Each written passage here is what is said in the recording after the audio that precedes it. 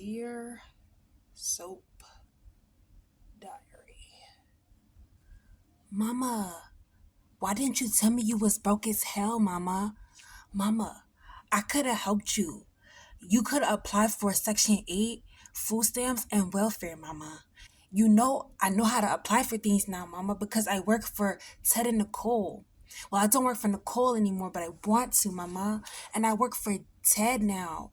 I could help you apply for Section 8, Mama, and welfare. Okay? I could have helped you, Mama, until your EBT card came. Your independence, Mom. Your independence card is on its way. I really could have been there for you, Mama. Anyway, Leslie is broke as hell. Okay? She ain't got no money. Okay?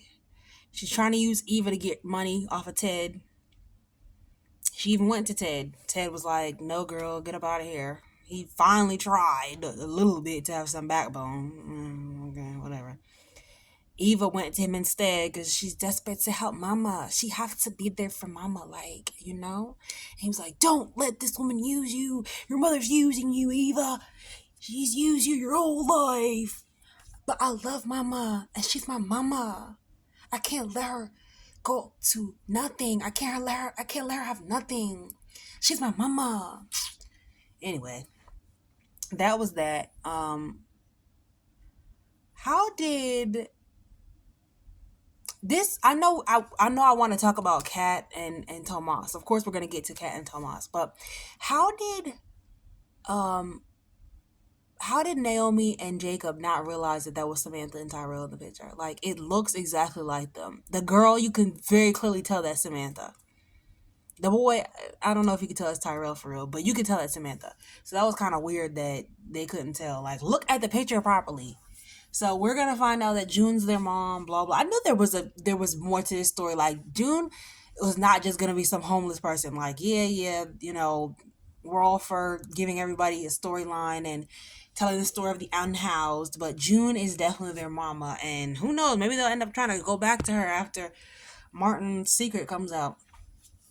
So, yeah, that June Samantha and Tyrell's name was Ron. Tyrell's name was Ron, and Samantha's name was Cecile. But I don't know. I just thought their names were always Samantha and Tyrell because I couldn't imagine. Yeah, Samantha. Okay, Dad. All right. Have a good night. Okay. Okay. So yeah, I'm at my parents' house. I'm taking care of my dad tonight. Go ahead, Dad. Okay. So we find out that that's not their real name, but Samantha, yes, I could see how somebody would choose that, but Tyrell, who chose the name Tyrell for him? That don't even make sense. Like, that sounds like something Smarty. That sounds like something Smitty wouldn't have named him, and it sounds like something that Martin wouldn't have named him either. So it's like, where did the name Tyrell come from? He just wanted to be called Tyrell. Was it his middle name? Like, that was weird.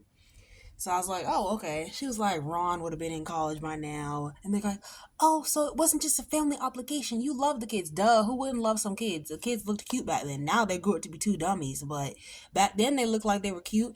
It's like, wow, they really been through a lot. Like, you can kind of tell they've been through a lot. But also it's like, they need to be more street smart if they've really been through all they've been through. You would expect them to be a little bit smarter than that. But maybe they buried all that and decided to just live in the present. So it's nice for Samantha and Tyrell to get a little story. So more stories building, more stories coming. I like that. I really do. Um, the aunt looked everywhere for them. It was weird that Jacob saw the aunt or realized that must be her. That's hilarious. That's my, I called your office and they said you'd be working from here today. That is her office. Or Orphe Jeans is her office. That's the only place she ever is. Orphe Jeans, all day, every day, every day. She don't go nowhere else. They really need to get her an office set, for real. They really need to get her an office set because even if it's a little room or something, please stop making her go sit in Orphe Jeans all day. Because who sits in a restaurant all day to do legal work? I don't know. That is her office. She called her office. I thought she could say, "I knew you'd be here because." I need to be here because that's the off. That was the information on your business card. So June walked in and she just walks over talking about, and she doesn't even I'm not gonna stand up so I can see my little shorts, but she just walks in and she doesn't even realize her sister's there. It's so unrealistic because she's talking. You can literally hear her voice. She's like, why she didn't pick it up? It was weird. She should have came in and stopped and realized it was her. It was weird, but whatever. Small things, right? Small things. There's bigger fish to fry. Next, Ashley and Nurse Shanice, my girl. So I don't know why Ashley's acting surprised that Shanice likes Derek, because she been told her weeks ago, if you ever don't want Derek anymore, you can pass him over here. I'll take him. She always said she was finna be on Derek if anything happened between the two of them. Why did she not think she was gonna stick to her word? Ashley over there turning up her nose, acting like this is a sitcom, and acting so dumb. It was so nice to see Shanice just grab the stuff and get in her business. It was nice to see Shanice be herself again and not have to be walking on eggshells around Ashley talking about, you can do what you want. I've moved on. Andre doesn't want you either, Miss Perry. Ashley in that stupid beret and her stupid, I don't know. It's a lot. It's a lot for the character of Ashley. Like, there's so many things wrong. Like, I'm gonna probably make a whole video about that. There's a lot of things wrong. Okay, and we were sick of it. I wanted Ashley to shut up today. I'm gonna be with Andre. He don't even like you. Okay, Danny is what made him interesting. He don't even like you. The two of you together make a vanilla ice cream feel spicy and fresh and exotic because you guys are so freaking boring. Um, that Paris date, we finally get to see Andre's apartment, but unfortunately, it's Ashley in it. She finally looked decent in that dress. She finally had on a decent outfit. My God, for the first time ever. But Shanice is like, she's just gonna be friends with Derek, blah blah. But she was like, oh, I don't want to be accused of stealing your man again. You accuse me of stealing your man. Yeah, she was right on her, and exactly put her right in her place, Shanice. Because if I was you, I would have definitely have gotten her put out by now or put on a different floor. Like, I'm not taking the disrespect. You need to go, girl. Just so darn rude. I'm sick of her. You know how it is. Ashley and her white woman tears. It's and her sulking. She really acts like this is a sitcom. Girl, adjust yourself. With her long eyebrows. Anyway, the actress does herself no favors with that ugly haircut and them long eyebrows. Um, she need a makeover, like the girl from Genovia, Mia Thermopolis from Princess Diaries. She would do well with the Princess Diaries makeover. I think they need to do something else with her hair or something. She just And they talking about some Ashley and Andre have a scene, and he's telling her about some soul food place, and she's like, soul food, yeah. Those cornbread and collard greens, they saved my life when I was in college. He goes, okay, Ashley, I see you. You invited to the cookout. Yeah, girl, yeah. She my dog. Yeah, Ashley, I see you, girl. Yeah, see you got a little hood and you eat collard greens. Are we supposed to believe that Ashley was eating collard greens and cornbread and soul food when she was eating that food out of the trash can when Derek threw it away and it was like oodles and noodles? Mm-mm.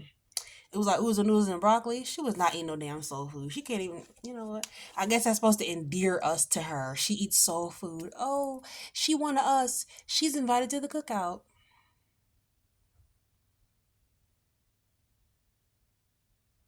Get some racial integrity. All right, so last but not least, I can't believe it took us this long to get here, but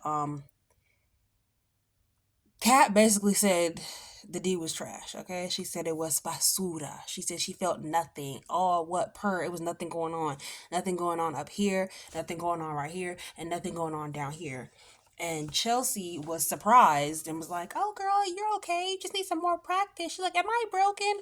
I don't want to see this. I don't want to see this storyline continue. I want to see this end. I want to see them realize they're not right. She realized Tomas is trash. End the relationship right now. Pretend it didn't happen. You didn't feel anything. Nothing happened. And just let it go. Okay? That's what I want to happen. But of course, they're going to drag it on for God knows what reason. Nobody wants to see this. You evil, hateful men online keep trying to blame her, saying it's about Eva. She didn't even mention Eva. It had nothing to do with Eva. Goofballs. Um, Tomas tried to talk to Eva today, and I'm like, have you no shame? You know? Have you no shame, you BITI? You BITCH? You BICTH? Y'all remember when Mama D supposed to let that UPICTH.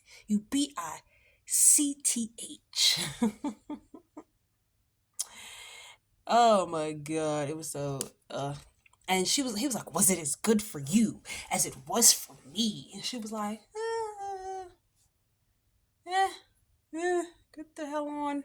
Get out now. Shoe fly. Get to stepping. Do me a favor, grab your shoes. Do me a favor, grab your shoes. Close that door. Like, she wasn't feeling it. D was trash, and she really feel like she wasted her goddamn time. It was giving nothing.